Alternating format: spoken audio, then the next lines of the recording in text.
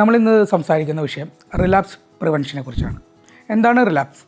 നമ്മളൊരു പൂർണ്ണമായ ഒരു ലഹരി വിമുക്ത ചികിത്സ എടുത്തതിന് ശേഷം വീണ്ടും ആ ശീലങ്ങളിലേക്ക് ഒരു വ്യക്തി മടങ്ങിപ്പോകുന്നുണ്ടെങ്കിൽ അതൊരു ഫിസിക്കൽ റിലാപ്സ് ആയതായിട്ട് കണക്കാക്കാം. പ്രധാനമായും ഒരു ഒറ്റ ദിവസത്തെ പ്രശ്നങ്ങൾ കൊണ്ട് റിലാപ്സ് സംഭവിക്കുന്നതാണ് പൊതുവെ ഒരു കാരണങ്ങളായി പറയാറ്. ആക്ച്വലി അങ്ങനെയല്ല.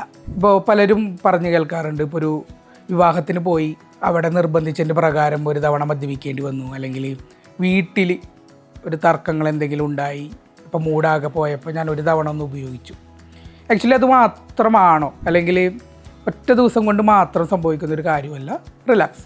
അതിലേക്ക് നയിക്കുന്ന വൈകാരികപരമായും മാനസികപരമായുള്ള ഘട്ടങ്ങളിലൂടെ കടന്നിട്ടാണ് ഒരാൾ ഒരു ഫിസിക്കലി റിലാപ്സ് ആയ ഒരു സ്റ്റേജിലേക്ക് എത്തുന്നത്. പ്രധാനമായും 3 ഘട്ടങ്ങളിലൂടെ കടന്നാണ് ഒരു ഫിസിക്കൽ റിലാപ്സിൽ സംഭവിക്കുക. ആദ്യ ഘട്ടം എന്ന് പറയുന്നത് ഇമോഷണൽ റിലാപ്സ്. ഈ ഘട്ടത്തിലൂടെ കടന്നു പോകുന്ന ഒരു വ്യക്തികളെ സംബന്ധിച്ചിടത്തോളം അവർ വീണ്ടും പഴയ രീതിയിലുള്ള ശീലങ്ങളിലേക്ക് മടങ്ങിപ്പോകണമെന്ന് ചിന്തിക്കാനൊന്നും സാധ്യതയില്ല. പക്ഷേ എല്ലാത്തിൽ നിന്നുള്ള ഒരു പിൻവാങ്ങൽ പൊതുവെ കാണപ്പെടാറുണ്ട്. അമിതമായി സമ്മർദ്ദത്തിലാവുക, ചെറിയ കാര്യങ്ങളിൽ ദേഷ്യം, ഇറിറ്റേഷൻ എന്നിവ അനുഭവപ്പെടുക, അവരുടെ ചിന്തകളോ കാര്യങ്ങളോ അവർക്ക് ആരോടും ഷെയർ ചെയ്യാതെ അവർ തന്നെ അത് സ്വന്തമായി അടിച്ചമർത്തി വെക്കുന്നതാണ് പൊതുവെ കാണുന്ന രീതി.